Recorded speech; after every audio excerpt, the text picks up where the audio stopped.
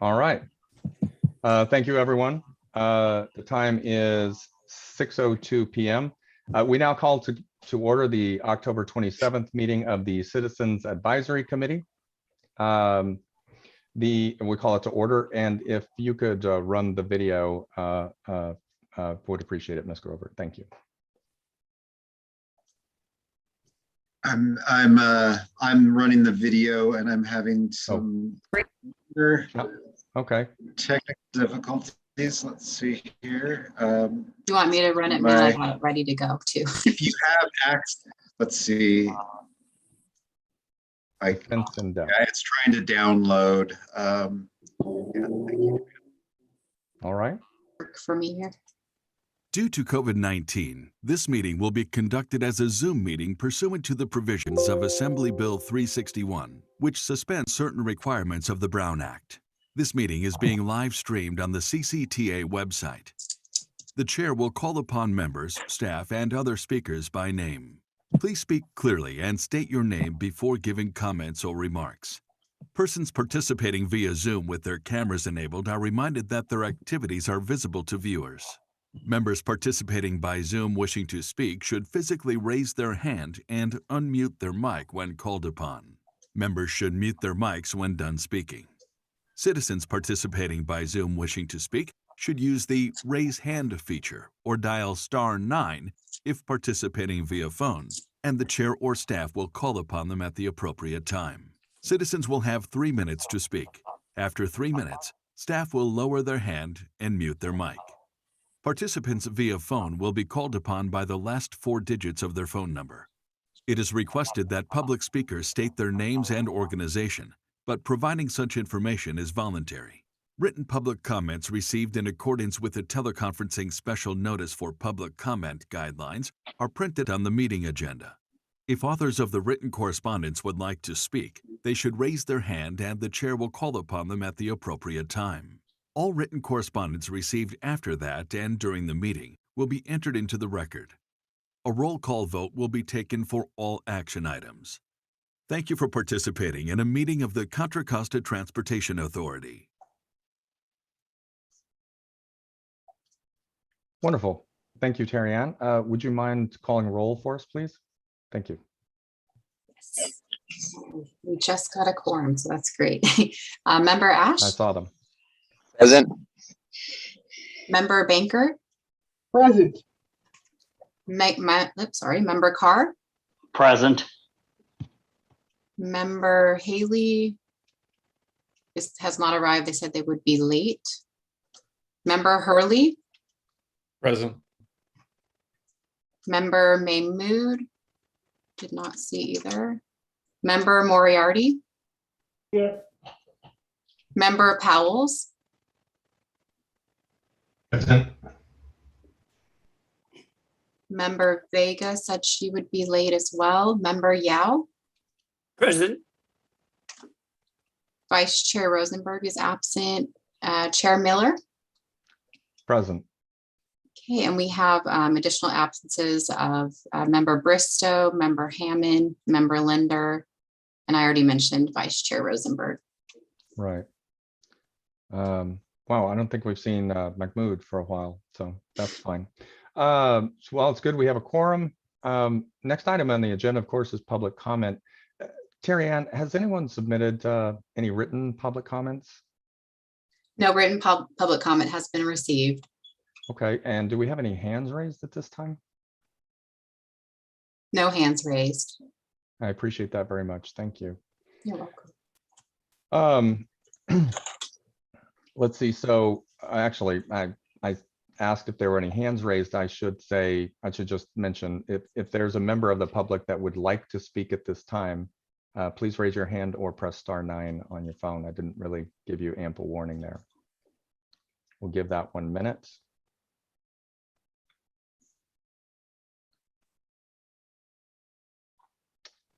And No hands raised. No I don't think hands. we have any public at this time. yeah, it looks like all of us are participants. All right, we'll move on to the consent calendar. So there were the summary of actions or minutes from the last meeting and the attendance log. Does anyone have any comments or changes after having reviewed the minutes, the actions? All right, or any comments on the attendance log if you were noted absent in error or vice versa? Okay, very good. If anyone would like to speak from the public on the consent calendar, please raise your hand.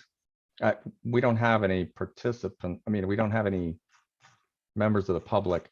If that changes, let me know, Terry Ann. And I will still formally ask for comment, but I won't give it time. Will All right, do. very good. Then may I have a motion from someone on the committee to propose that we accept these as in the record? I'll motion to approve consent calendar. Okay, a second, please, Second. by Mr. Powell's. Okay, first by Mr. Hurley, seconded by Mr. Powell's. Call for a vote, if you will.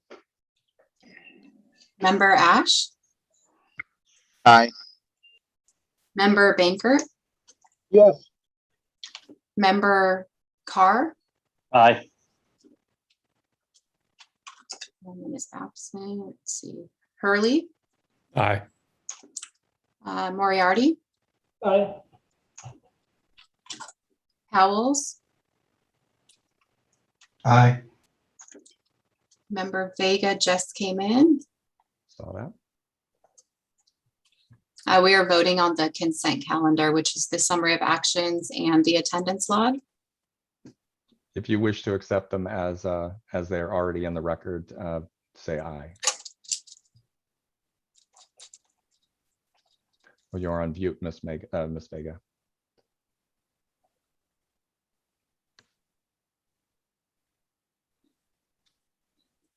Oh, Miss Vega, you're on mute. I can come back, give her a second to settle in. Yeah, I think that makes sense. Very good. Member Yao, Aye. okay, Chair Miller, Aye. member Vega, Aye. thank you. Thank Motion you. passes unanimously with Bristow, Haley, Hammond, Linder, Mahmood, and Rosenberg absent. Very good. Thank All right. you.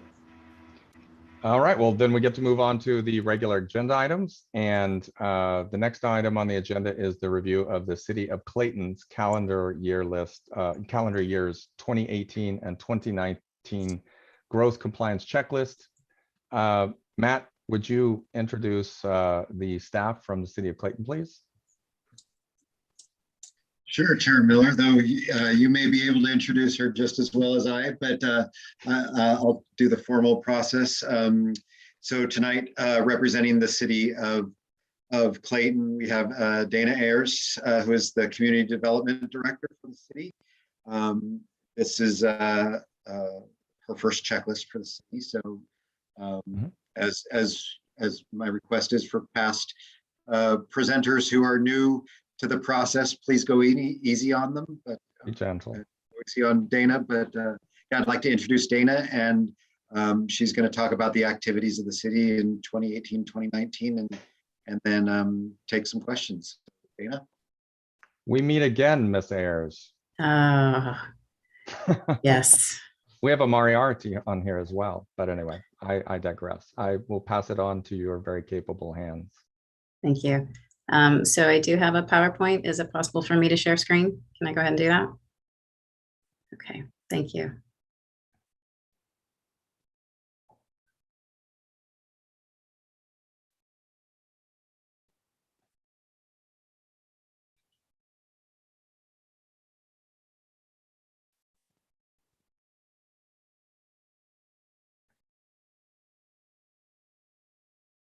Okay. So I would like to thank all of you for the invitation to come and speak on behalf of the City of Clayton regarding the Measure J GMP compliance checklist for the 2018 and 2019 calendar years. As has been introduced, I am Dana Ayers. I am the Community Development Director for the City of Clayton, have been with Clayton for just shy of a month now on a permanent basis, but have been with the city for some time prior to that as an interim director. I have just a few slides this evening to share with you to go over what happened in the city for those 2 reporting years, and we'll go ahead and get started. So in the 2018-2019 reporting years, there were a couple of things that happened with respect to long-range planning. There were 2 amendments primarily that happened with respect to municipal code amendments. One had to do with allowing parolee homes as a conditional use in multifamily residential zoning districts. And the second expanded the inclusionary housing ordinance requirements to add application of the ordinance to rental projects. And that was following some court cases that expanded the allowance for affordable housing requirements to apply to rental units.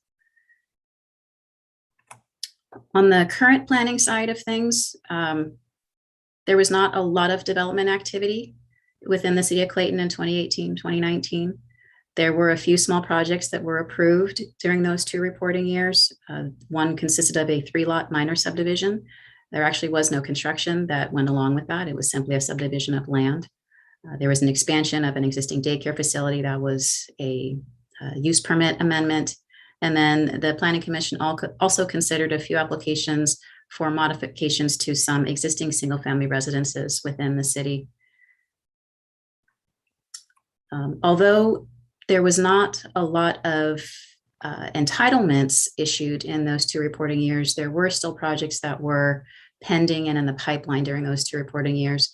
And between them, they constituted 87 housing units, possibly 88, depending on what the developer of the Oak Creek Canyon project decides to do.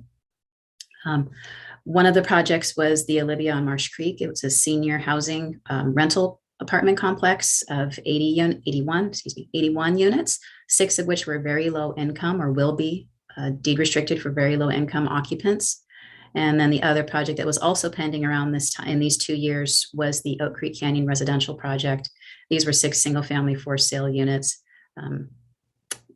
These projects I note just because they were happening during the pending during the reporting years. However, they were approved in subsequent years. So you will see them on the next checklist for years 20 and 21. There were also a couple of projects that were approved in prior year cycles and built in the current 2018-2019 cycle. And between these 2, they constituted 8 units added to the city's housing stock, all single family, all for sale. One project consisting of 6 units and the other consisting of 2 as part of a minor subdivision. On the capital improvement side, there were a few different projects that are noted here that happened within the 2018-19 reporting years. Neighborhood streets and collector street rehabilitations, those had to do with slurry seals, resurfacing of projects to improve their pavement surfaces. Similarly, El Portal Drive restoration project. And then there are a couple others here that I just wanted to note that are not necessarily transportation related, but that are capital improvements that are worth noting, I think, for benefit of Clayton's city residents. There were some sewer improvements that actually also did have some components that included street resurfacing, and again, in future years. There was a playground rehabilitation, and then there were some accessibility improvements that were conducted and installed at City Hall.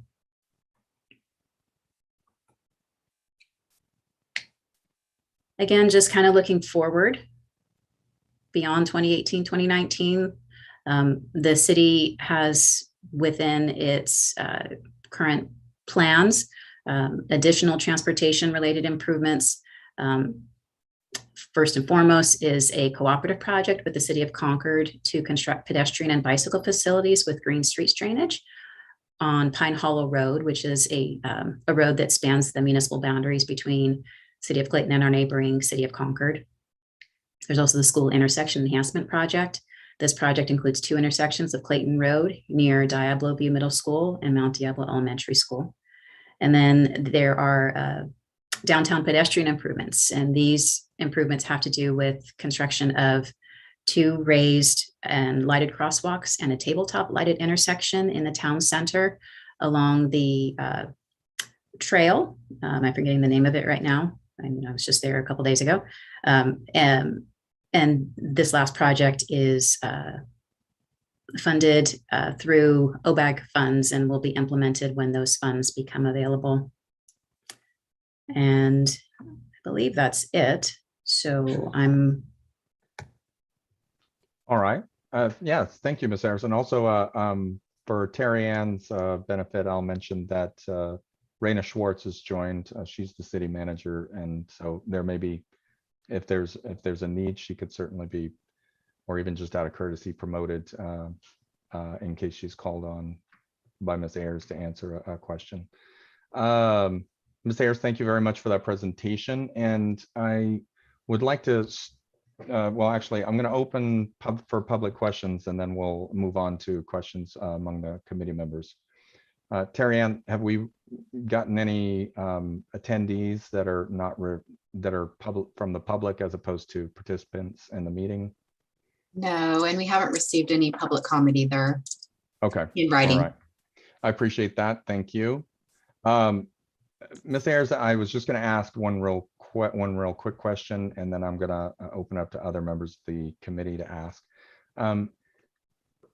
So the city of Clayton's rather small, and the question I have is, are the Measure J funds, how do the Measure J funds compare to sort of the size in dollars of the projects that are perceived to be, needed to be done just in a, like a repair capacity, a maintenance? You mentioned some slurry seals and stuff like that.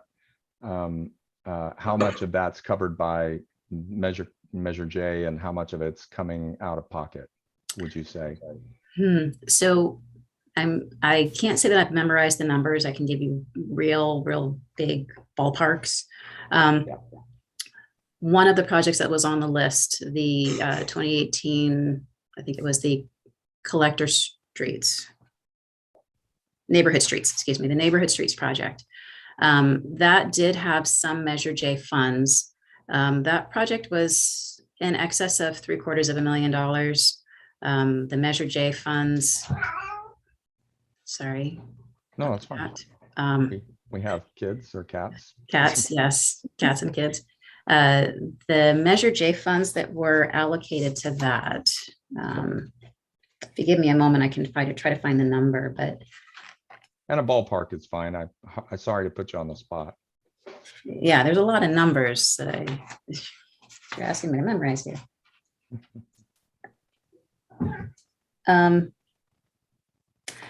I would probably, if I'm reading numbers correctly, the Measure J funds would have been about 10% of the total cost of Project cost. Yeah. Okay. And there were other funds that were used for that particular project, gas tax, other grants that added to that. So that gap was not all general fund money. Okay. For those projects. And we have heard a little bit about the city of Concord has already presented prior to you, and so we had heard about the complete streets that was planned for Pine Hollow. So that's nice to hear you coming in from the other side of that, the building a neighbor fence together, or road as it were. That's great. All right. Well, I don't want to take up all the air in the room. I'd like to open it up to other members of the committee if they would like to ask any questions. I am Kent Moriarty. Mr. Moriarty. Yes, Mr. Moriarty. From Pinole. I had a question about the bike ped facilities on Pine Hollow Road. You said that they're green streets drainage, and I just looked that up because I didn't know what it meant. So I guess it means it's porous, and so there's less runoff, and the water goes down into the groundwater. So there are bike facilities that are porous that can also serve as green streets drainage. I was just curious about that because I've never seen anything like that. Yeah, so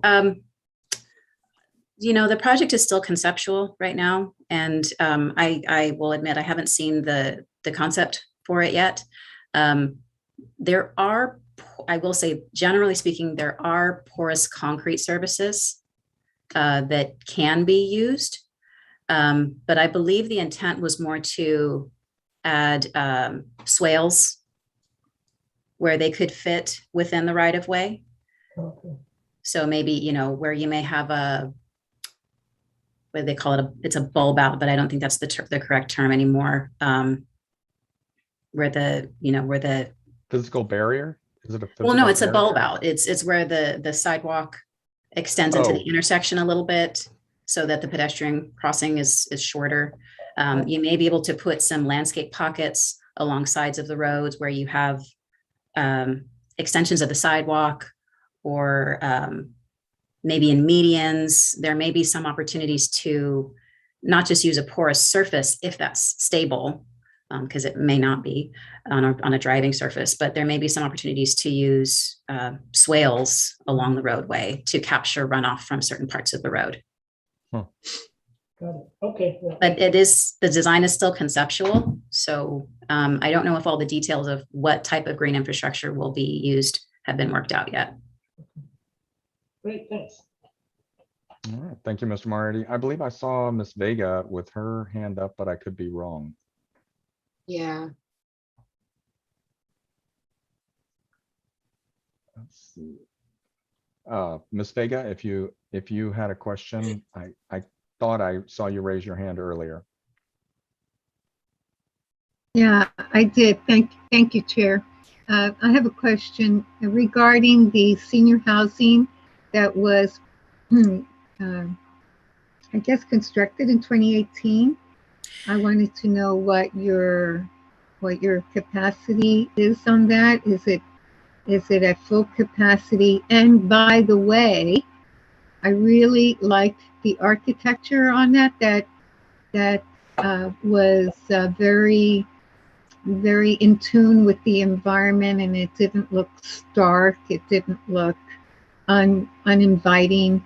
I thought it promoted a very welcoming feeling. But I'm interested in what that senior housing project is looking at.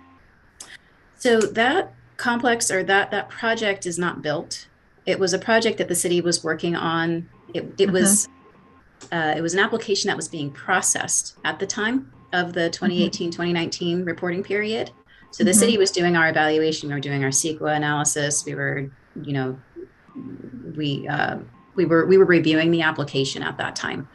The project was actually not approved until March of 2020. So it was just after the reporting period.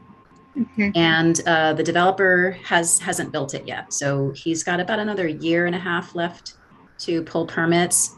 The total unit count is 81 units. 75 of them would be market rate, and 6 of them would be deed restricted for very low income renters. And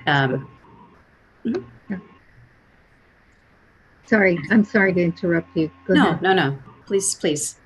I'm So done. when you say that that's low income renters, what average would that be? What would you What be percent of- looking at What as percent far of median as? income?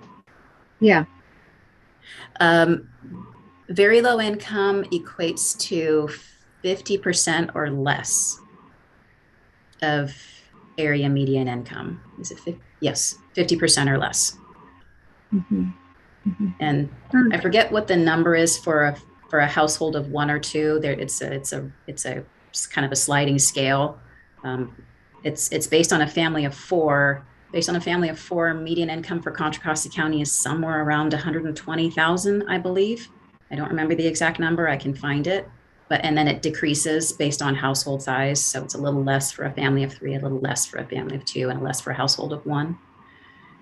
So it would be half of area median income. The renter would not be able to make more than half of area median income for a household of probably 1 or 2. These are seniors, and these are 1 or 2 bedroom units. So you probably wouldn't have a household much larger than 2 to 3 people. And when you say seniors, what is that, 55 plus? Yes, And those are apartments. Those are not purchased condos. correct. Mhm.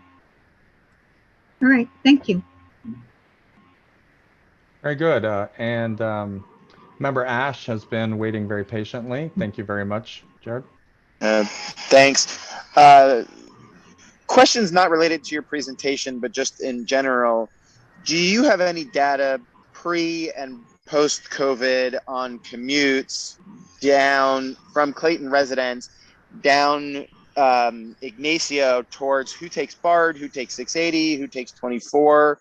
Do you have any numbers on that? And then any thoughts at how you can better coordinate with Concord and Walnut Creek in improving that congestion corridor leading from Clayton Road all the way down to the end of Ignacio there at the interchange and BART? And in disclosure, I am the Walnut Creek city representative on this group, but I'm just trying to learn so I could help and have more information and, you know, clearly a passionate project. Sure. Well, I don't believe there have been, well, so the city hasn't done traffic studies because we haven't had projects that have been big enough to qualify for a traffic study. That's usually when you get those counts. There may be some data from a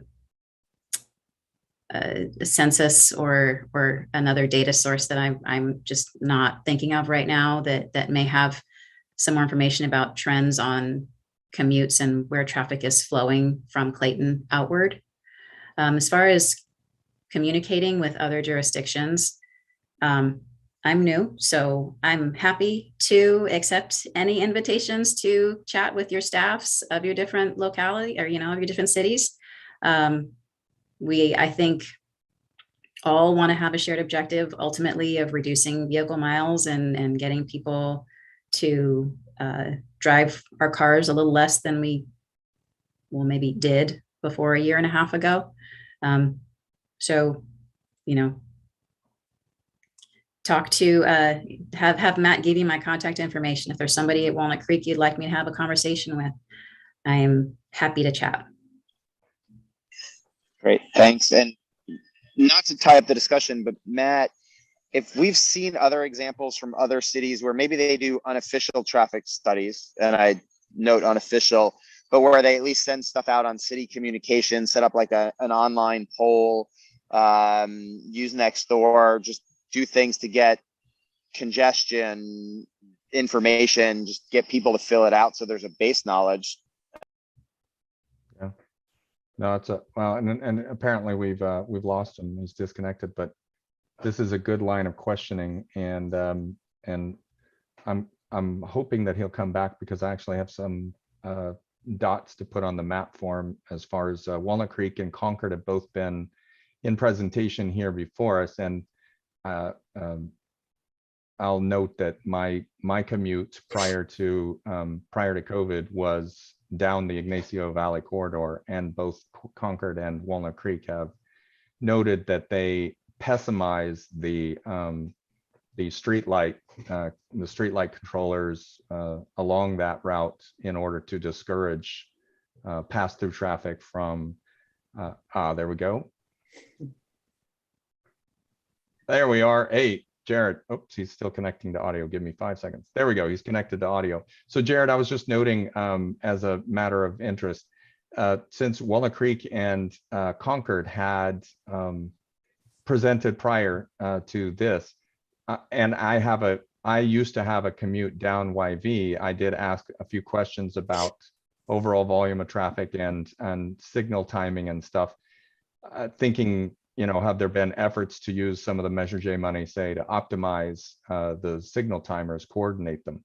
And I was told, I want to say by Walnut Creek, but it could have been by the Concord presentation. I think it was Walnut Creek though, that yes, they do use signal timing, but they use it to pessimize that route because of the pass-through traffic from you know, Pittsburgh and Antioch and Brentwood. Basically, the the effort to get off of Highway 4 and come down Ignacio Valley instead. So they do actually actively pessimize that, which didn't really put a smile on my face, but the idea is to encourage surface traffic to move to the interstates and the major freeways, or to get people out of their cars and carpooling. I know that's not a very satisfying answer, but I think that there is definitely traffic data available to you from Walnut Creek, as far as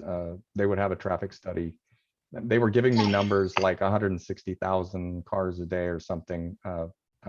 They had pre and post COVID numbers. Okay, I hope that helps in some way. Yeah, and I've seen the Walnut Creek data and know, and they do a pretty good job at knowing how many cars are going through each of the, I'd say, 4 major intersections within the city, right? I was just kind of curious if the other cities had that data too, just, maybe they don't all talk together about it. Yeah, I mean, I think definitely it'd be worth talking to Concord, especially Oak Grove, that stoplight. I'm sorry, not Oak Grove, Cowell. Go ahead, Mr. Kelly. Yeah, Jared asked a great question, and I will get to part of his question in my presentation later in the agenda, but just wanted to note that we do have access to some big data regarding transportation and origins and destinations. So we may be able to do some analysis on that, like where people passing through a certain intersection on YVR, where they're coming from and where they're ultimately going to. And we make that data available to the cities as well. So we can work with the cities or just kind of take a look at Ignacio Valley and see if we can come up with some answers. Man, I would love to. I mean, I'm not saying you have this, but I'm with Mr. Ash. If we had origin and destination information for everyone in the Bay Area, I think that just that data alone would write some legislation by itself, in my opinion. But there you have it. That was a really timely question, Jared, and looks like we're gonna get a little more Thanks. info. Yeah. Are there other members of the committee that have questions for Ms. Ayers?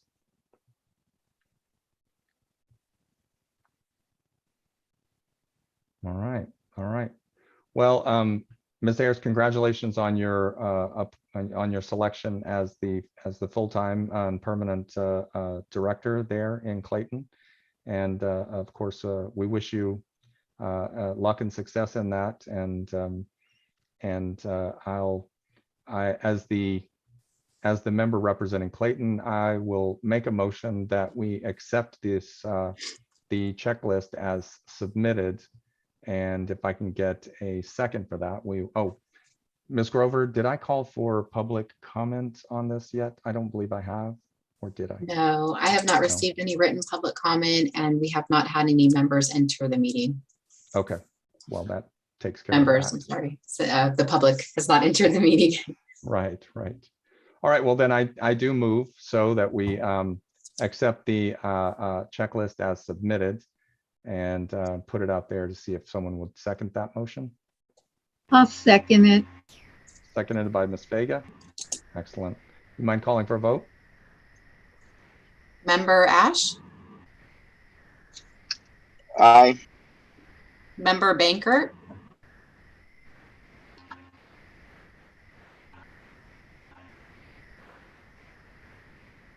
Member Bankert. Aye. Thank you. Member Carr, Aye. Member Hurley, Aye. Member Moriarty, Aye. Member Powells, Aye. Member Vega, Aye. Member Yao, Aye. Chair Miller. Aye. Motion passes unanimously with the same 6 members absent. We have Bristow, Haley, Hammond, Linder, Mahmood, and Rosenberg. Thank you, Terry Ann.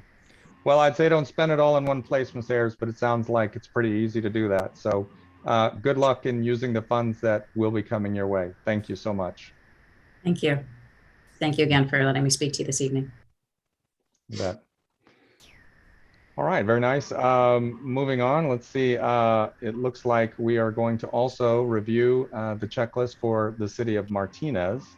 And this is again for the calendar years 2018 and 2019 Growth Management Program Compliance Checklist. Matt, who have we joining us this evening from the city of Martinez? Well, thank you, Chair Miller. Tonight we have 3 members from the city, I believe. I think I'll start with Hector Rojas. He's the relatively new planning manager for the city, though he has worked elsewhere in the county. Also have, and same story with Edric Kwan, the city engineer, relatively new, but has worked elsewhere in the county. And then I saw Randy Leptin somewhere. Yep. These guys represent the planning and engineering department. Hopefully they got everything covered. I will let everyone know that another staff member prepared the checklist, but these guys are stepping in to present it. So I want to thank them for being here tonight. That's a trick. I will turn it over to Hector right now and let him present the checklist. Welcome, Mr. Rojas. Thank you, and thank you for having us. Matt, I wanted to thank you really quick for letting everybody on the committee know that we're relatively new. And I also want to thank Dana, who I see is still on the meeting, for getting all the tough questions out of the way. So yes, with me tonight, I have the Martinez team consisting of Edric and Randy.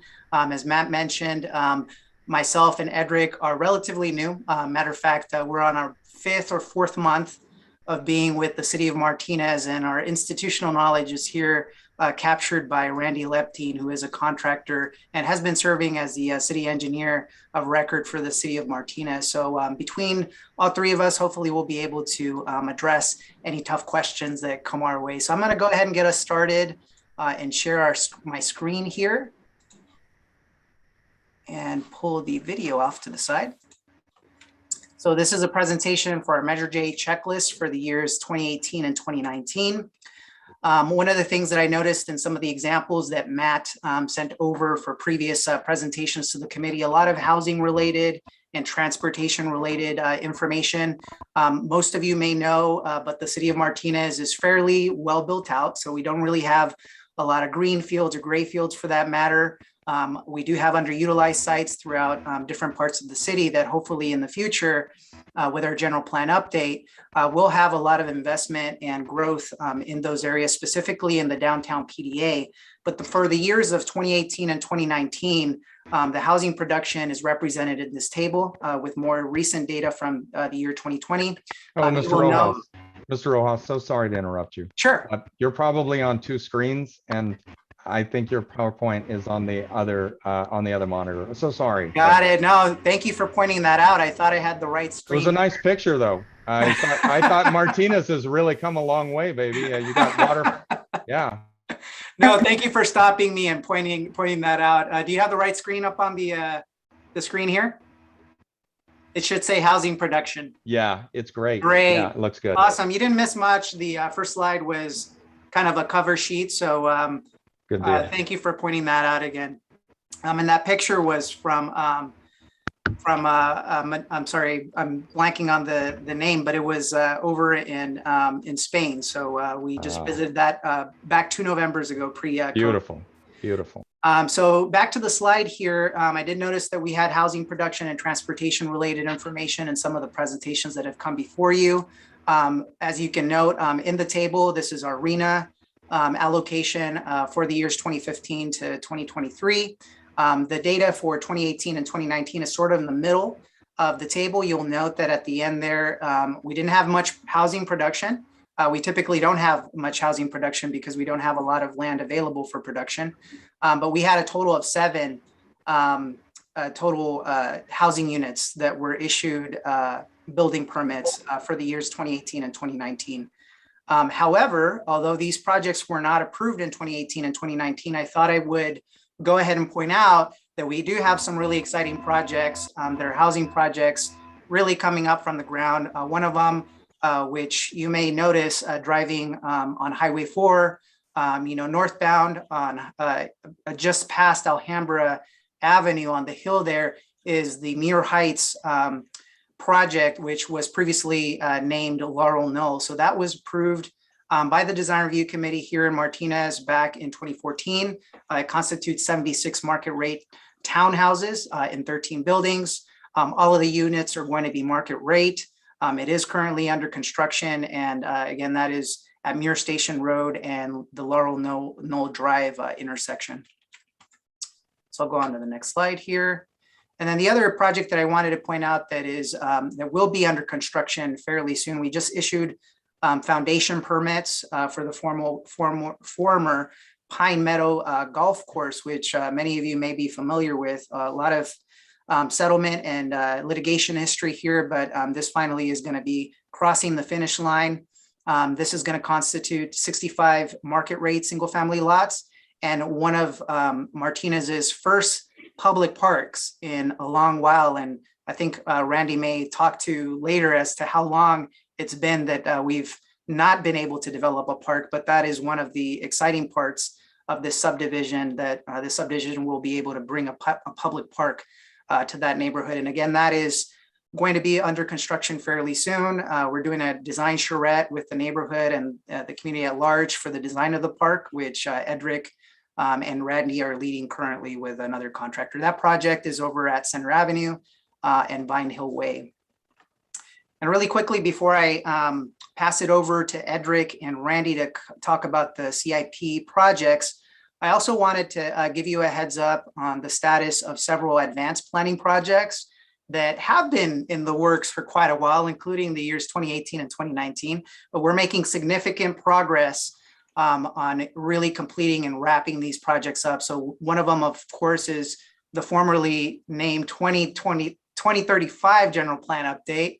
We're not going to change that to 2040 so that it's covering the next 20 years. But this project has been stalled due to litigation, COVID, and staff shortages. We picked it right up after Edric and I came on board. We're going to be releasing the draft, revised draft general plan update, hopefully in the next week or two. So that's going to have a public review and comment period. Of course, it's going to have our transportation circulation element, which will be making a change from the LOS to the VMT, methodology of looking at CEQA impacts. So I thought it would be important to kind of bring up. And it's also going to, in tandem with the housing element update, really look at intensifying density in PDA areas towards the waterfront and the marina, specifically in the downtown. So one of the things we're going to grapple with is that area is also very well built out. It's not going to be possible to really, include a certain number of parking spaces per unit. So there's going to be a lot of policy changes that are going to come into play with these two, long-range planning projects. And then the last one that I wanted to make a note of was the downtown Martinez parking study. Some of our council members were really concerned that, after COVID, the restrictions start getting lifted, that we're seeing a lot of activity. People wanting to visit downtown for the atmosphere and the historic character. So we're working with Nelson Nygaard to take a look at our parking supply, our demand, potentially looking at building structured parking on one of our underutilized lots downtown. So we'll be going through that process over the next year and hopefully making some implementation changes to potentially parking policies or requirements in our downtown area. So with that, I wanted to go ahead and pass it over to Edric. And Edric, if you'll let me know when to advance the slides, I could go ahead and do that for you. Sure, thank you, Hector. I've been with Martinez for almost 3 months now, and it's very exciting. I've been away from the county for 2 years, had a little stint over in Alameda County, and I can tell you how much I miss Contra Costa County and all the good work that they do, and the funding and how it's been really spread out throughout the region. I was fortunate enough to work as the city engineer for Richmond and saw all the work that happened within RICTAC, as well as the public works director for the town of Moraga. So I got to work with SWAT. And now I get to work with all of you in this particular area. So I'm very excited about that. Looking back at the last 2 calendar years of 18 and 19, if you can advance to the first project we have listed here. would be the 2018-19 pavement rehabilitation project. This was a big splash into our city streets as we were able to ruberize Cape Seal 138 different street segments. The map to the side, you can see all the areas that it has touched. Obviously, the project has been completed. The total for this project was a little over $1.8 million. And I can tell you that Measure J has been very significant to help augment our paving program. We've been very fortunate to pass a sales tax, Measure D, as well as the Senate Bill 1, the RMRA funds. Those three funding sources in total is really instrumental in improving our street networks pavement condition index. So this is just the one that occurred back in 1819. And every year we're proceeding with additional projects. One highlight to note that we're planning right now is using OBAG funds as well as Measure J matching for us to resurface Alhambra Avenue within our PDA in the downtown area. So that's going to be very transformative after we do complete that particular project. The next slide, please. Another project that spans multiple years and is still continuing on is the Alhambra Creek Bridge and Ferry Street Enhancement Project. And this is really critical as it provides a prefab steel bridge, a paved trail with pedestrian bridge, as well as a new entrance into the Martinez Intermodal Facility. The picture here, you can see the pedestrian crossing and it touchdowns to an elevator shaft there. Right now, everything is complete except for that elevator. There's a particular safety screen that we need to install and get inspected by the state before it can officially be complete and open. This was a whopping big project of over $8.1 million, and it included significant funding from Measure J as well as other funds. These are the two main projects that I'm aware of that occurred in 18 and 19. There's additional minor funding that I've discovered into our general traffic safety improvement program, which is very nominal, but it does assist us with providing safer means for pedestrians and bikes in our local streets. And so we find that we utilize those funds to make minor different types of improvements, such as better signage, better striping, and things like that to really enhance the life of our residents in Martinez. And then the last slide is really to thank all of you. The last slide is just thank all of you for your commitment on the CAC, and thank you for the Measure J funds. Again, Hector Rojas, our new planning manager, that's more senior than I in Martinez. So thank you, and we're here to answer any questions. And again, Randy Leptine is available as well to answer any questions related to some of these older projects. Oh, thank you very much, Mr. Kwan, and I'm really, and Mr. Rojas as well. I just want to say I'm really impressed at the depth or breadth of the experience. I mean, when you see things over in on the Alameda side, you're in Richmond and there, and you get those collaborations like with SWAT and so forth, and there's a lot of cross-pollination of ideas and stuff. And one of the things that I do love about the Contra Costa Transportation Authority is because of that kind of cross-pollination that happens across this very large county of ours. Hopefully somebody comes up with some great ideas to solve a particular problem, and then 15 other cities don't have to pay consultants to find out the same answer for themselves. So appreciate the collaboration and spirit of collaboration you guys bring. I'm going to, here's the order that I'd like to do this, and I'm going to go ahead and open it up for public comments so that we can sort of dispense with that. And then I will open up for comments to other members of the committee. Terry Ann, do we have any public's written comments submitted, or has anyone joined the meeting? We have not had any written public comment, and we haven't had any public join the meeting. Okay, I'm going to say this. I'm opening for public comment, and I'm closing for public comment. So public comment period is closed. And with that, then I defer to other members of the committee if they would like to ask questions. I have plenty. Mr. Moriarty, certainly. I had a question. I'm looking kind of deep down into the packet that was submitted as part of the application. And there's an attachment. It's the general plan, transportation element, walking, bicycling, policies.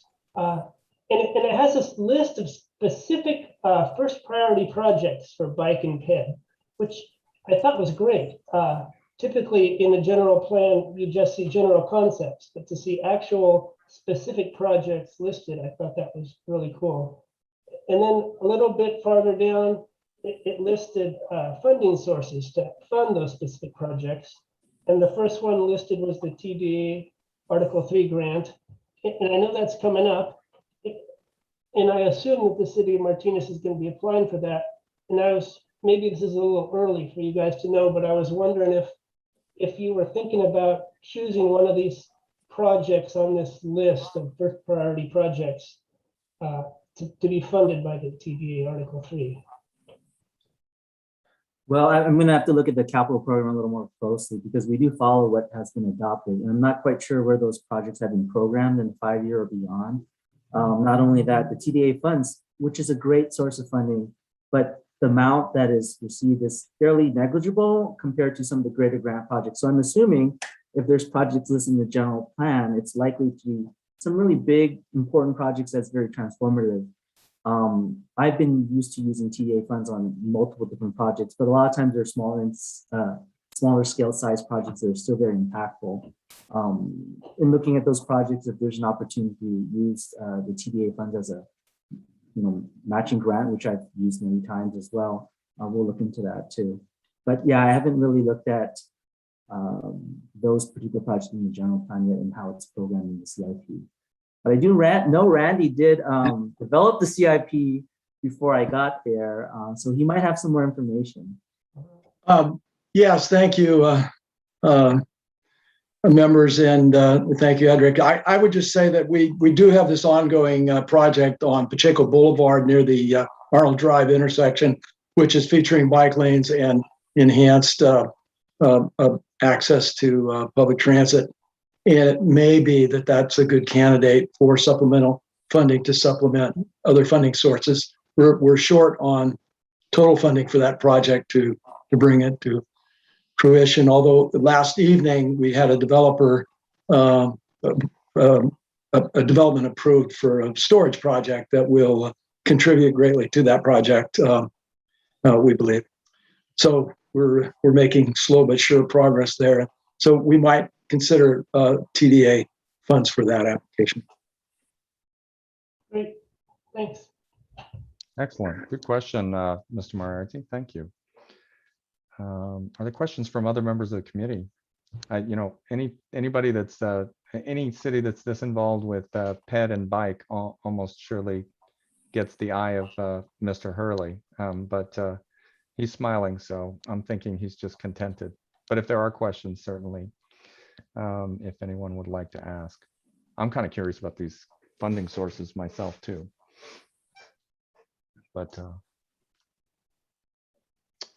all right, seeing none, I'm going to go ahead and weigh in with a couple of quick questions. I apologize that they're funding based, but I noticed Measure D, and you had mentioned on one of your quarter projects, you said, I'm sure I misheard it. I thought you said OBAG or ABAG. I mean, I know what ABAG is, but I don't know the ABAG or OBAG or whatever. What is that funding source? Sure, the One Bay Area grant program. It is there's a hierarchy, but there's a chunk of money that also goes to CCTA and also the other Bay Area county groups out there to distribute. And there's a grant cycle program for that. And each particular region actually has different criteria, different funding. Sometimes they cobble together various types of programs. In our case, we might have, I believe, local streets and roads. So there's a formulaic element to it. There's a bike and ped element, and there's a few other ones as well. So we did have some OBAG funds for a downtown area for resurfacing. And what we did more recently was to reprogram the scope and develop a new project for us to really repave Alhambra Avenue. So that's a grant funding that we went after, received a while back. And now that I'm here, maybe to look at all the funding that might, be, I want to look at every single funding source that we have and make sure that we do utilize it properly. And for this case, we're going to be applying it to Alhambra Avenue. The other funds you're talking about, Measure D is a City of Martinez sales tax, and that's specifically for paving. And that's been very instrumental in really helping the pavement system And the last one I talked about was SB1, Senate Bill 1. That's Yeah. passed in 2017. So Yeah, that's we're familiar with that. Yeah. major funding source for all agencies to use. And the sales tax is municipal, so you get to keep 100% of that, or does that go to the state and then you get some remittance? I'm assuming you get to keep 100% of the sales tax. Not familiar with all the funding mechanisms, but Yeah, that flavor of sales tax that was locally passed, Yeah. yes, that goes back to Okay. us. It's unlike some of the other sales tax where it does Right. get diluted. Yeah. well, I was curious, yeah, and good to hear that. I mean, I'm from the city of Clayton. We're debating concepts about parcel tax as well, but that's a real sidebar, so I won't go there. I apologize. It really sounds like you've got, you guys are firing on all cylinders, sort of helping each other out, supporting each other and on the different aspects of the projects. And like I said, it sounds like your collective experience has given you a lot of pockets to reach in, or at least ideas.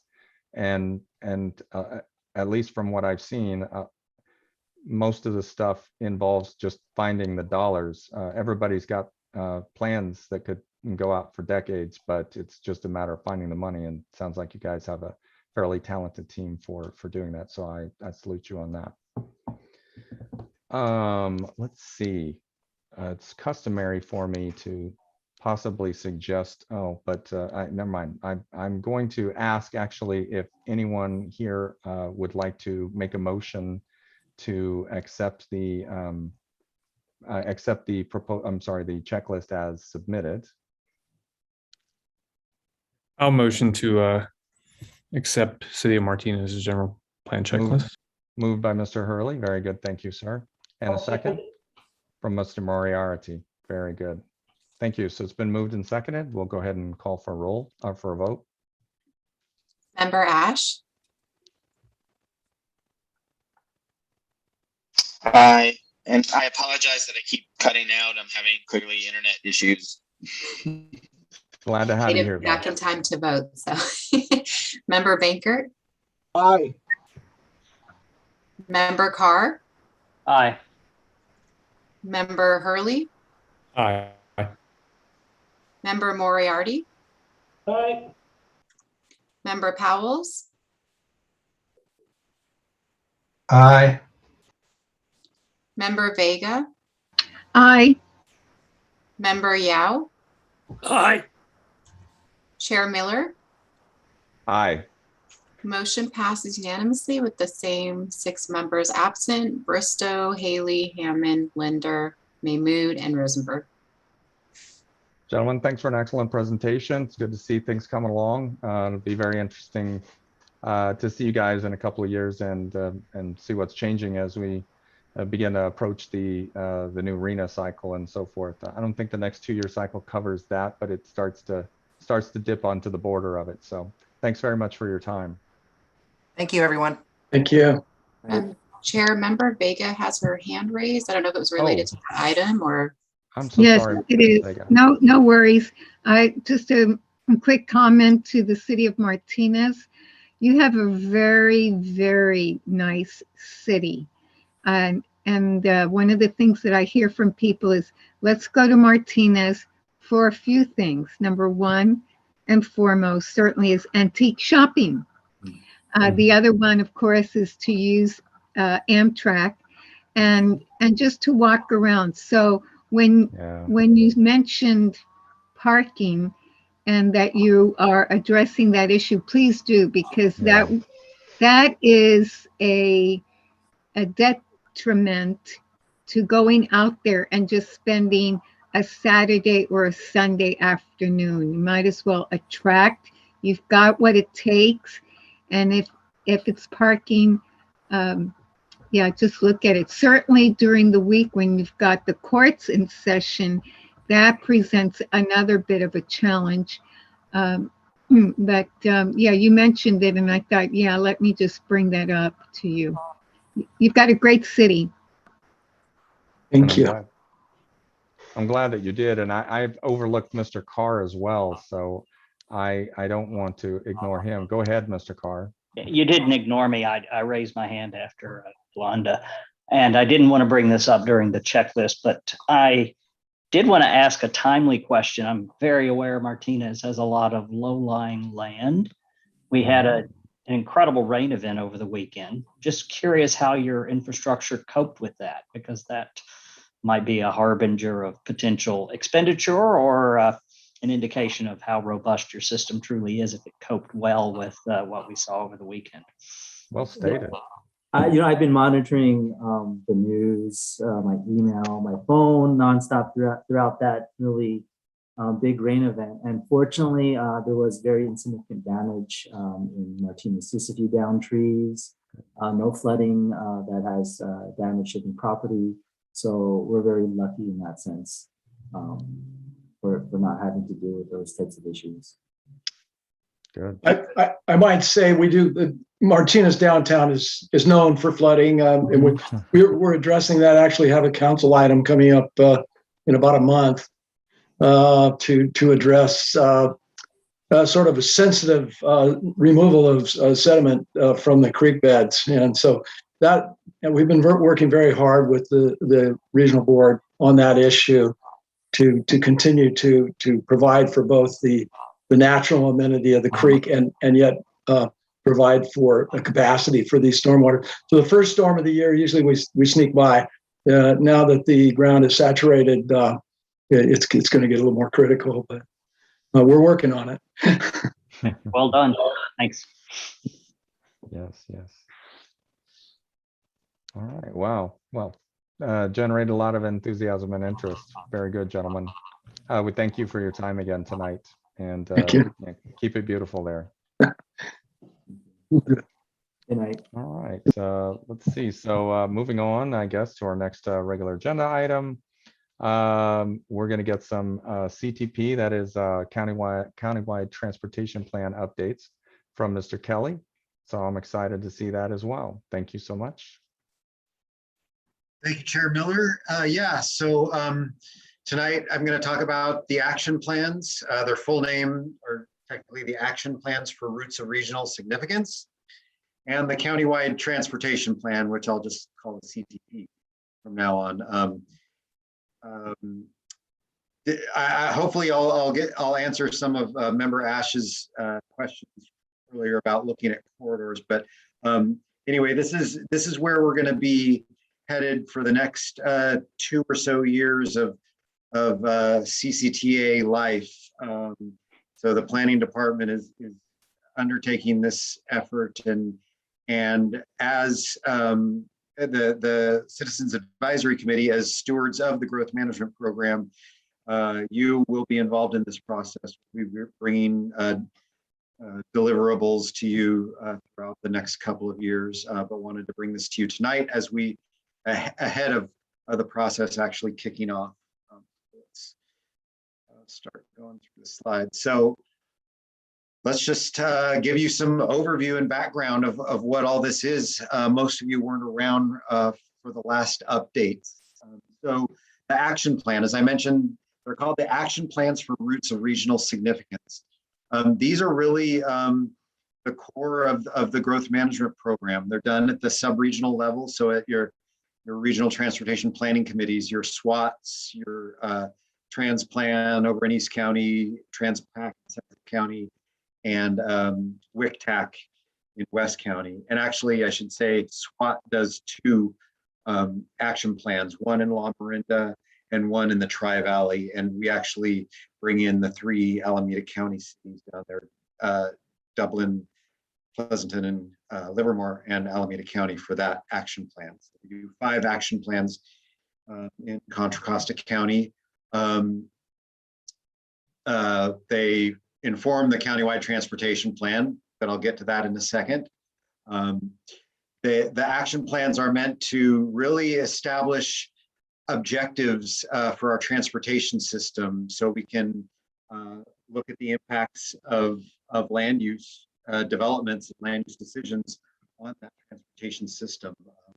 That's something innovative that the growth management program did, that really sought to, look at those impacts from, a land use development in Concord. How does that, affect Walnut Creek? How does something in Richmond affect El Cerrito? and the action plans are our mechanism for doing that. So as part of the action plan process, each action plan has to identify a system of these regional routes. And really those routes are supposed to, really providing regional connections throughout the county, connecting areas to major destinations like transit stations, shopping, recreation, and just connecting the different parts of the county. The action plans provide metrics known as MTSOs, or multimodal transportation service objectives, to show how they are the impacts to the roadway system are being managed, and showing compliance with the growth management program. And as I mentioned, we do have 5 action plans. These were last updated in 2017, along with the countywide plan. So for the CTP, how that fits in with everything. Basically, this is CCTA's guiding long-range planning document. We have the Measure J expenditure plan, which says how we're going to spend the capital dollars. But what the countywide plan does is looks out even beyond Measure J and looks at what kind of funding decisions can be made, what types of conditions we're going to have in the future based on growth in population, growth in jobs, and then what types of transportation projects can improve that in the future. So as I mentioned, it's our vision for Contra Costa. It identifies goals, strategies, and then those projects for achieving that vision. We look at how the transportation system can benefit economic development in Contra Costa, looking at technological advances. As you know, our executive director is very interested in technology, improving the transportation system, how we can protect the environment as part of our work, and how all that can add to just quality of life in Contra Costa. That's why people live here, for the quality of life for the most part. So as I mentioned, it was updated in 2017. We are supposed to, as under Measure J, we are supposed to review and update it every 5 years. So that's why we're starting now. And we want to make sure that we're capturing any changes in priorities locally, as well as state and regional policies that have changed over the years. And one of the big ones was one that the city of Martinez mentioned, was the change in CEQA from level of service to vehicle miles traveled.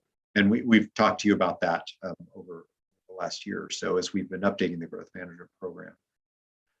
So the relationship between the two efforts, the countywide plan really is informed by these action plans. So these 5 action plans, which are developed at the local level, are then stitched up to form a cohesive countywide plan.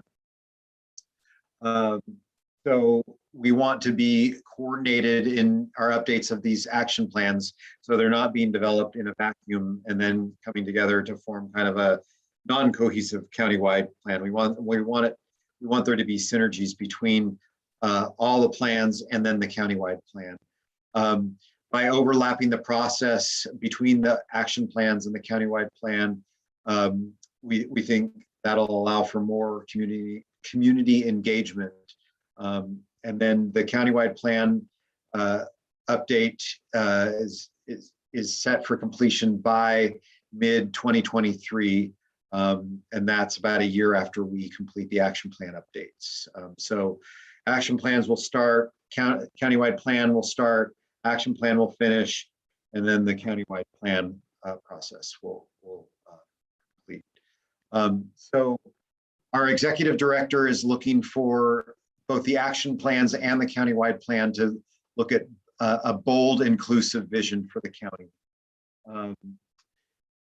That we're looking now out to 2050. So we're not just looking at, what is possible today, what is in vogue today. We're looking at what can we, not just what technologies are available today, but what is Contra Costa going to look like population wise, commute pattern wise, what is Contra Costa going to look like in 2050? In terms of funding projects, we're going to be looking both a financially unconstrained and a constrained version of the plan. So we can say this is the identified funding. This is what could be funded by that. But hey, if there's an infusion of funding from elsewhere, like another sales tax, this is what could be funded. And as I mentioned, the action plans are the building block of the CTP. The action plans are going to focus on VMT reduction, multimodal transportation, equity, and when we talk about equity, we're really talking about social equity. The plans and the countywide plan should benefit all segments of society, and maybe it should even provide additional benefits to some segments of society that have been left out of the transportation funding pot in the past, or just have a generally harder time reaching those transportation investments that are currently out there. And then safety. We talked about Vision Zero last month and how we're coming up with a plan for reducing injuries and death as related to transportation in Contra Costa. So that'll be a big part of what we do moving forward. So we have these existing action plans that were adopted in 2017. They look at long-range assumptions about land use, but out to 2040. We're extending things out by 10 years in this update.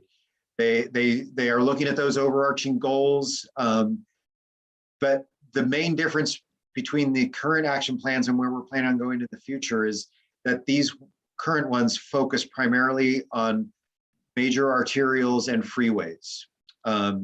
Only in a few cases have non-roadway routes been nominated as routes of regional significance, and I'll talk about that in a second. So they identify actions to be implemented by all the jurisdictions in order to achieve those visions and goals for each route. The action plans set out how you consult on environmental documents between participating localities. That's one of the items in the checklist, and same with the next one, that procedure for looking at impacts from general plan amendments, and whether those will impact the ability for the action plans to achieve those goals. So that's another item on the checklist. The existing existing action plans, as I mentioned, have these MTSOs, but they've mostly been kind of vehicle-based measures. So peak hour travel speed, level of delay, duration of congestion, and intersection level of service. There's been some additional MTSOs in some of our action plans that have included transit ridership, average vehicle occupancy, which is kind of looking at ride sharing, carpooling and ride sharing, pedestrian and bicycle volumes on trails, frequency of injuries to those modes, and then pavement condition, which can be looked at from all modes: transit, bike, pedestrian, and vehicles.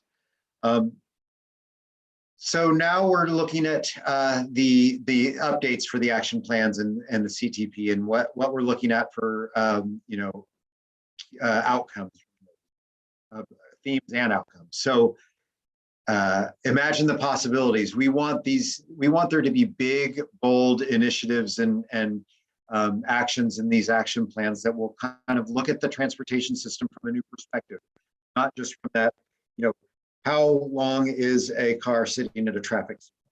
We can look at that, but we want to look at more than that.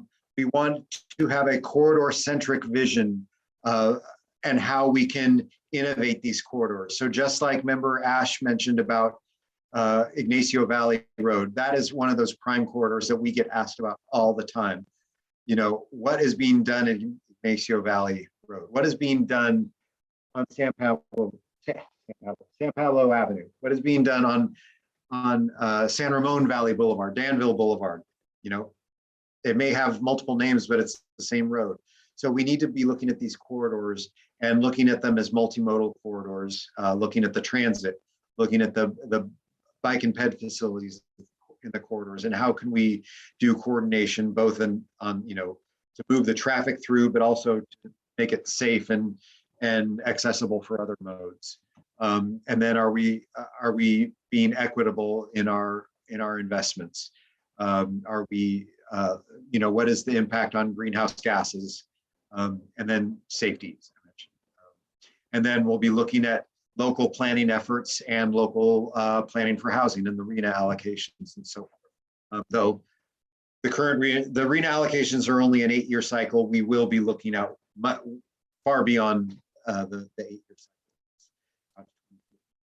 cycle. So as we mentioned, there will be a coordinated outreach during the action plan and CTP, working with the cities, making sure they're engaged, and that the CTP is reflecting those community goals. And then, you know, we want to have a vision that's inspiring to our stakeholders, that's the cities, as well as the residents out there, the potential voters. We want it to people to be able to see how this could be implemented locally in their jurisdictions as well as countywide, and you know, gain community support. So specifically, the action plans are the first step. They're going to be starting in November. The updates at the RTPC level, those sub area levels. The first thing we're going to do, which we have tasked actually starting tomorrow morning, we're meeting with the TransPac Technical Advisory Committee. So Central County is first on the list. We'll be looking at their existing action plan, looking at the goals, the actions, and the routes, and saying, do these make sense? You know, knowing what the new vision is, do these all make sense? Does having the freeways on there make sense? Do we want to, you know, what types of routes do we want to add? What's the vision? What types of projects do we want to add? And really expand that network. Sorry, Chair. Yes, I apologize. This will be a fast interrupt. I saw 2014 on there as last update in 2014, and I just wanted to ask, I think I heard you say the action plans were completed last time in 2017. So is that this was a 3-year cycle, or this was a 3-year process of develop? And I'm using this to inform what the expectations would be, like when you think these action plans will emerge, the latest, you know, version of them. Is this a 3-year process, do you think, or what is it? That is a great question, because you clued under that. The last time was a 3-year process. That was because of some decisions the board made to push back the timing of the countywide plan when we were going through a sales tax measure to the voters. So we put the countywide plan on hold and basically refreshed the action plans and the countywide plan in 2017 when they were finally adopted. So that will not be happening this time. We will have a very focused update of the action plans that'll be about a year, actually less than a year. It will directly feed the countywide plan, which would directly be able to feed another expenditure plan for a sales tax measure. We don't know if that's where the board is going, but the goal of this effort would be to feed an effort like that. Okay, I appreciate the answer. Sorry to interrupt. Question. As I mentioned before, we focused primarily on roadways. This time we are going to require that the network is expanded to include roadways, transit routes, and that's major transit routes. It won't be the bus that comes by every 45 minutes. It'll be, you know, buses that are every 15 or 20 minutes and BART routes and ferry stations and things like that, and Capital Corridor. We'll add bike and ped facilities. So, your Iron Horse trails, your Ohlone Greenways, your Delta De Anza Trail, things like that would be potential routes to be added. And we'll also be looking at non-modal topics, we're calling them, and those would be climate change, safety, and equity. So we wouldn't be looking at those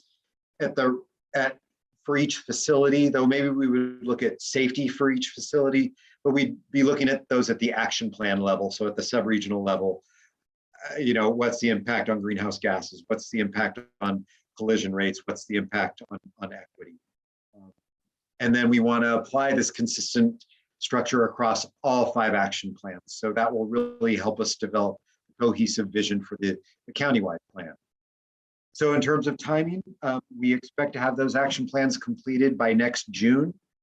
And then we're currently updating our travel demand model, which is how we're going to assess the countywide plan. That's going to be completed at the end of 2022, ready for 2023. And then we'll be using that to model the countywide plan and complete that by mid-2023. So 2.5 years from now, we shall have a countywide plan. I have a slide about engagement. I think I talked about this already. And yeah, our next steps, I think I talked about these already. So I'm gonna jump ahead to questions and comments. It's a lot. It's going to be done at, like I said, at the RTPC level. You and the public are welcome to participate through the RTPCs. They are public meetings, but we will also be bringing this back to you when we have deliverables to share. Wonderful. That's all I have for tonight, but I'd certainly be happy to answer any questions. Yeah. Terry Ann, why don't we go ahead and take care of the request for public comment? Are there any written comments submitted, and do we have any joiners? I don't see any. Everyone's a co-host that I can see. Yeah, no written public comments been received and no public members have joined the meeting. All right, then I Thank will close the public comment, and thank you for your help there, Terry Ann. You're welcome. Let's see what members would potentially like to ask Mr. Kelly. Yes, Mr. Hurley. Matt, when was the public engagement timeline? Let's see. I have a slide on that I removed the detailed slide. So our public engagement will start around the time we have draft action plans, and then it'll really pick up. And so that'll be in the spring, and then it will really pick up through the countywide plan process. So I'd say spring next year through the following spring would be the main focus of the public engagement. So I'm no longer on the San Ramon Transportation Advisory Committee, but they've asked me to come back periodically to give updates. And I think this is definitely something they've asked me to come in December to give an update. So if you could, I don't know if you share this slide deck with me or just whatever points you would like me to convey to that body, I'd appreciate, and I can kind of help. I can come up with probably a simpler version of the presentation, just to cover the major points. Sure, thank you. Is Lisa your liaison? Or she is. Okay, she's working on the action plan as well, so I can talk to her about content and kind of level of detail. Yeah, I just thought that would be a good, if they wanted me to come back and give an update, that'd be a great thing to talk about. Yeah, it's almost worth them raising it to the visibility of the city council in a report to the city council, just so that the city council can elevate participation as a goal for members of the community. Just sometimes city council meetings are the only things people listen to, and that might be a good medium to advertise to interested parties. Yeah, and we have briefed the the policy bodies, the RTPC policy boards, who are made up of, representatives of elected officials from each city, to get it on their radar that way. But we haven't gone to individual councils yet. Excellent. All right, and I see that Mr. Carr would like to add. Mr. Hurley, was that good deal? Thank you. Mr. Carr, would you like to? Yeah, I was intrigued about midway through the package where we spoke about having a financially unconstrained vision. And just curious what we did with that and how much effort we put into that, because we clearly will have constraints. And given the level of tax that we have in this part of the world already, there's probably not a lot of appetite for more tax. So just what do we do with a financially unconstrained vision as part of this planning? Yeah, that's a great question. There are planning efforts that do include unconstrained, vision. They're usually called vision lists because that's generally what they are. They don't have a good potential for being funded generally, but in the past they have served, I'd say, they allow you to kind of weigh the trade-offs between, a new tax and not. So it's helpful in that sense, but also, in the plan or in the project development process, sometimes projects that are part of a constrained list may, by the time they're ready to be funded, they may fall out of favor and, they may not make sense anymore. And if you can draw from that unconstrained project list that's already been analyzed, gone through the EIR or whatever process it goes through, and you have that to grab from, it is helpful to have this list that has been vetted. But and some analysis already, most of that list is not going to be funded in most people's lifetime. So that is you are correct, but we want to plan for, we want to, I guess, be optimistic that if there is an infusion of funds somehow, that we're ready to spend it. right? And you never know when federal funding might appear that is not attached to a bond or a tax issue. So Santa can't come if you don't make a list for him, I suppose.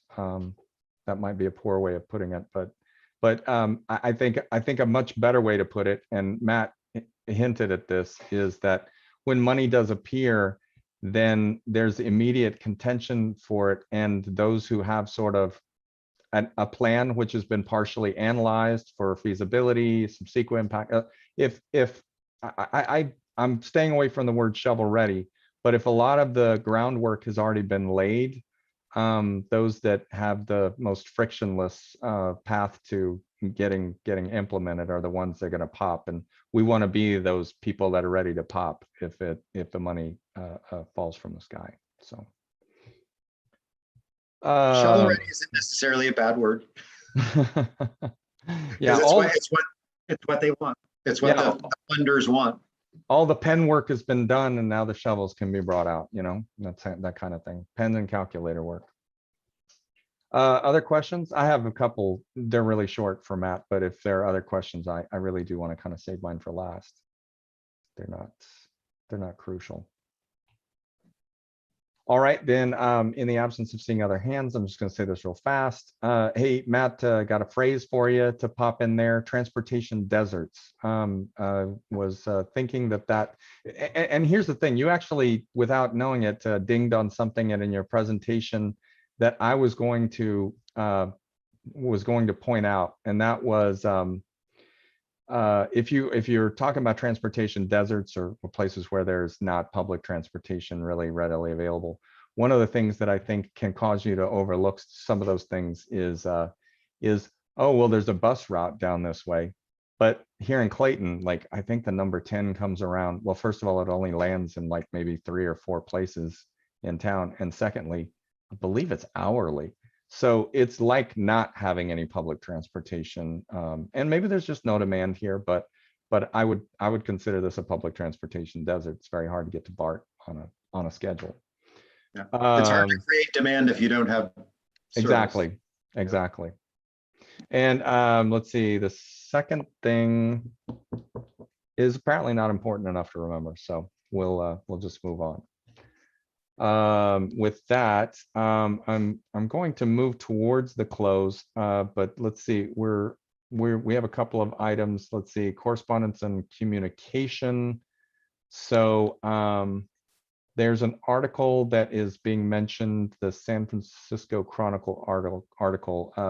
Who sort of brought that up and pointed it out? Maybe they want to put the color behind it. Oh, that was me. I'm just trying to, when we see articles talking about kind of rebounding from the pandemic, I've just been throwing them in. It was pertained to, it was the same week, the weekend of Fleet Week and everything. And the public transit really went skyward. Everybody started using it. Because I think when we had BART in a few months back, they were still, gosh, in the 30% range or something like that. And yeah, that was pretty slow growth. They were conservative in their estimates. Yeah, so that's worth reading. I'll look at that. So just I'll read it out loud for those. Just San Francisco Chronicle article dated October 12th, 2021, and it was regarding the Bay Area transit boomed this past weekend with numbers not seen since before the pandemic. So there's a good one.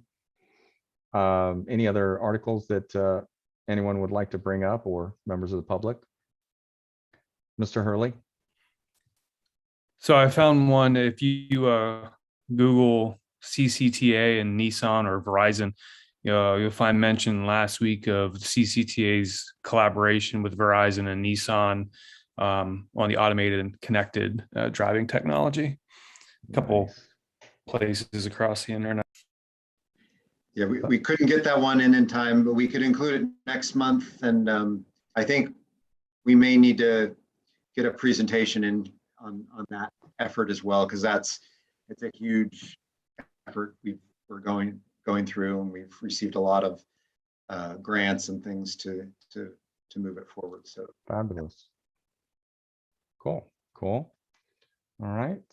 Any others? All right. I sort of called for comments from the public there, but Terry Ann, just so I don't run afoul of the Brown Act or anything, can you check once more? Yes, no further public comments at this time in writing or verbally. Thank you very much for that. You're welcome. All right, and next item up is the future agenda items log. This is a space for committee members to suggest topics that they might want to see in the future. Any takers on that one? We've fed them quite a stack in the past. I think they're still working off that an list. update for, I'm trying to remember who requested it, but It's probably Ms. Linder. No, I think it was maybe member Hurley or Ash. It was the East Bay Regional Parks District requesting. They're kind of planning. Yeah. I know it was related to biking. Ran through their jurisdiction. Yeah, so that I tried to get them tonight. They couldn't make it tonight, but they'll be at our next meeting. Action. Thank you. Thank you. Is our next meeting over Thanksgiving, can I ask? Is it the Wednesday before Thanksgiving? We're going to meet in December. Yeah, the next meeting is Wednesday, December 8th. Just to give a brief update, we did get board action to have the meetings virtually in November. At the November meeting, we will discuss December, but we are going to recommend to have virtual meetings in December as well. And as I previously mentioned, it's a month-to-month basis. So just wanted to give you a quick update on that. And we've appreciated the email updates, keeping us abreast of the developments in those meetings. Thank you very much. Yeah. You're welcome. Thank you. All right. Let's see if anyone from the public would like to speak to suggest future agenda items. No further comment. Closed. All right. Public comment is closed. And so before we adjourn, I mean, we haven't met for a little while, and unfortunately, as Terry Ann had shared with us via email, 2 months ago to this day, actually, unfortunately, Daniel Leahy passed away at a heart attack. And, you know, he seemed such a regular contributor, and he was here for every meeting and whatnot, that when I asked Terry Ann today, I said, so, you know, when was his original appointment? How long has he been serving? And she pointed out that it was only February of this year. And that didn't hit me as right, because I mean, he was one of the first names that popped into my head every time I thought about work on this committee. So he contributed a great deal, and he was just you know, starting to hit his stride. I'm sorry that Mr. Leahy will not be with us anymore. I would like to ask if we could maybe, as we move toward adjourning the meeting, observe a moment of silence for our colleague who has fallen, and yeah, if you'll join me in that now.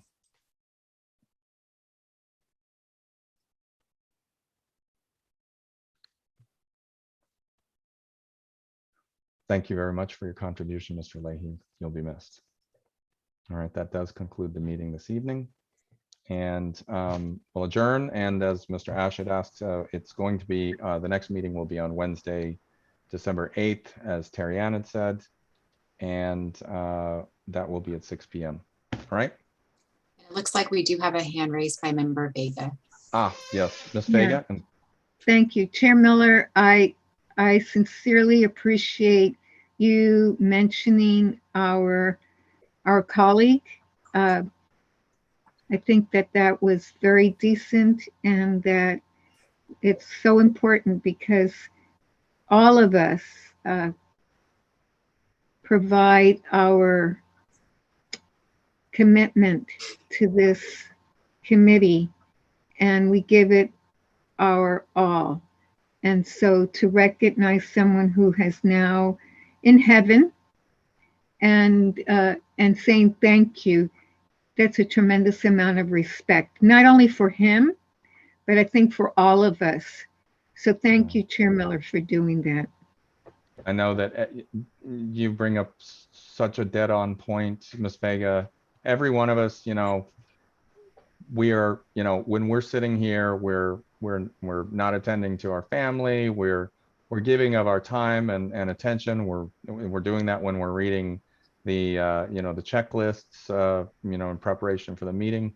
We're doing it even when we're reading the news and scanning headlines to try and stay abreast of the rapidly moving developments in transportation and housing in our area. We're doing, as you said, we're giving it our all to try and in some way shape the community for the better. And there are sacrifices involved, and Daniel made them, and everyone who's sitting here is also making them tonight. You're right, there should be a thank you for everyone here as well. And your service is noted. Yeah, and on behalf of CCTA, we thank all of you and appreciate all of you and all the service that you give to our agency, to the county, and to this committee. Everyone here is fully engaged and makes for a very productive meeting, and we appreciate all of you. We care. Thank you, everyone, for your time. Yeah. Just appreciate everyone. Thank you, guys. All right, well, I look forward to the next time that we can get together on December 8th and talk about interesting things like this. Have a good night, everyone. This meeting is adjourned at 7:40 p.m. Thank you. Thank you. Good night, everybody. Good night.